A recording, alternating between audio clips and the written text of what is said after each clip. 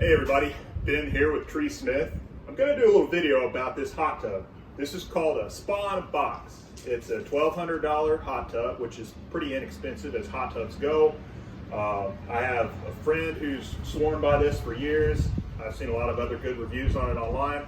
So in summer of 2020, I bought one as part of my physical therapy to recover from a knee injury. Within months, however, the pump overheated and quit working. The spa came with a 1-year warranty, but unfortunately the company, Comfort Line Products, apparently went belly up. They're not responding to anyone's requests for warranties, for repairs, anything. And so I got online and a lot of other people have the exact same issue with this company. They're just not responding to anyone. So we're all left with a $1,200 expense. And when you add in the accessories and the chemicals, maybe $1,500. And if you're like me, you need it to help recover from an injury. And yet you can't use it because of one broken part and a company that won't honor their warranty. So I'm going to do a little video about repairing it yourself. You know, why not? It's just a lost $1,500 otherwise, so might as well just try to fix it yourself, right? Well, I did find a guy online who did figure out a successful fix and kind of used his some of his suggestions, but his video didn't show much detail, so I'm going to show a little more detail of how I'm going to do it, and hopefully you find it helpful if you have this spa and want to fix it. There you go. I'm going to show you the spa a little closer up. Here's the unit more closely. I've got the pump taken off and it's in the shop. It goes right there, and we'll go take a look at it. So here's the pump box, or the power unit, upside down on my workbench. I've taken the pump out. This is the part that that broke. Show a little bit of earlier footage I took of how I got that out of there. There are 4 divots in this little ring, and I just stuck an awl in there to grab one of those divots, and it got moving. So that unscrews, and that's how we're going to get this pump off. All right, this is a hot water pump I picked up off Amazon for about $65. The guy in the other YouTube video recommended this, so that's how I found it, and I'll include a link to it as well. And I've got some plumbing hardware that I'm going to kind of put together a fix for connecting this with some hoses and go from there.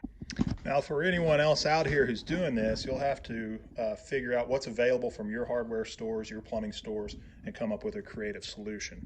I can't really advise you on that. It's each man for himself. But I'll show you what I did on this outlet here, or inlet.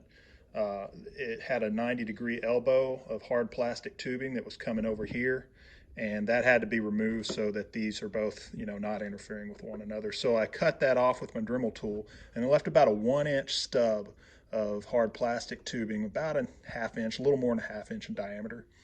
And so what I did was I have some pieces of hose. This is ½ inch hose from hardware store, just standard hose.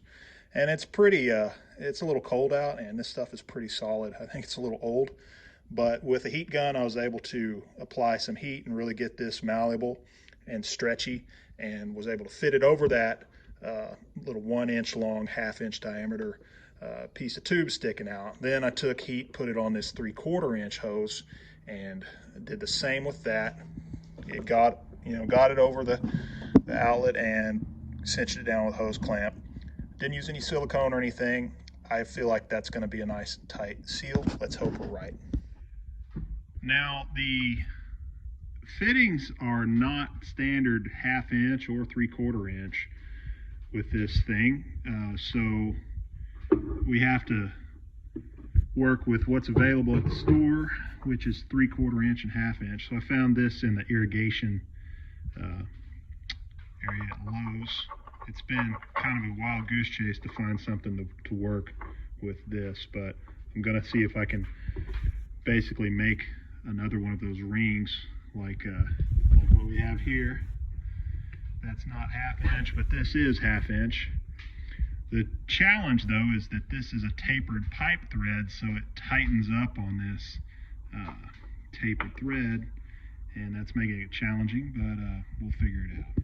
So I've hand tightened this as best I can by hand, but we still have plenty of wiggle room because of that tapered thread and it just tightening down. So what do we do about that? Well, I have an idea. Let's see if it works. So what I'm curious to know is, can I just stretch the diameter of this thing out a bit by applying some heat? All right, well that didn't take long before it was pretty soft, and I was able to quickly just by hand tighten it down to the very base of these threads. So I'll let that cool, and my hope is that that will have stretched the diameter of these threads out a bit to where we have it loose enough to just cinch down in that fitting the way we want it to. And yes, that worked beautifully. This is nice and loose and goes all the way down. So that's the desired result. By the way, this little white nut that I've made, I cut that off of a threaded PVC coupler. This is an end-to-end threaded PVC coupler. I just cut one side of it off. So there that is, nice and tight. There's a little rubber O-ring here on this side that's creating a good seal, so I don't think we need any silicone for that. It didn't have any silicone in the original connection, so should be good. Let's hope I'm right. Okay, so we now have both hoses connected to these inlets and outlets. So that's done. Hopefully they don't leak. Next, well, we have to connect this pump to these hoses. That shouldn't be too hard. I went ahead and added an elbow so that I can position this pump in a good spot without having excessive length of hose or kinking in the hose. It's going to make it work out a lot better.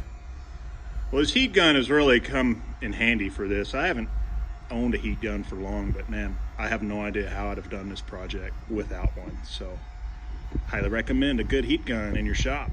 Okay, so I have the elbows added. It shouldn't be too hard to connect this pump, and it'll sit nice and close to the power unit when it's all put together. But we're as far as we're going to go on that for right now. Next, I'm going to focus on connecting the wiring to the pump. I just cut the wire from the original pump right there, and going to try to make a nice weather-tight connection to the wires for my new pump. Okay, so I've connected all the wires and soldered them individually, then covered them with heat shrink wrap individually, then the whole thing with several layers of heat shrink, then electrical tape, so it should be good and weatherproof. All right, well, it's all connected, and I've got it held in place with a piece of Gorilla Tape there. I plugged it in just for a second, and the pump runs. It all seems fine, so just got to connect it to the hot tub and see how it works. Here it is before I connect it. I went ahead and put some pipe insulation on the hoses, so that's what it looks like from the underside. It's the last time we will see the underside for a while, hopefully. So I've got the hot tub filling up. Here is the unit connected to the hot tub. You can see why I use those elbows, because I've got this little fence here. Didn't have much room for any play there, so. And then here is my weather cover. That'll fit down on there. I can't do it while holding the camera. All right, well, here we are about a day and a half later, and the pump is running nicely and beautifully. It's 93 degrees, so it's warming up. Started out at 60. And anyway, I'm not a professional pool guy, spa guy, or plumber, so I don't do this kind of thing every day. I was just kind of giving it a go to see if I could get this thing working. So I did learn some lessons. There is indeed a little bit of seepage coming out from the bottom, as you can see. It's slow and minor, so not a huge deal, but the lesson we learned is, yeah, probably should have used some high heat silicone or some kind of sealant on my joinery down there, and I'll take it apart and redo it later. In the meanwhile, it's not a big deal.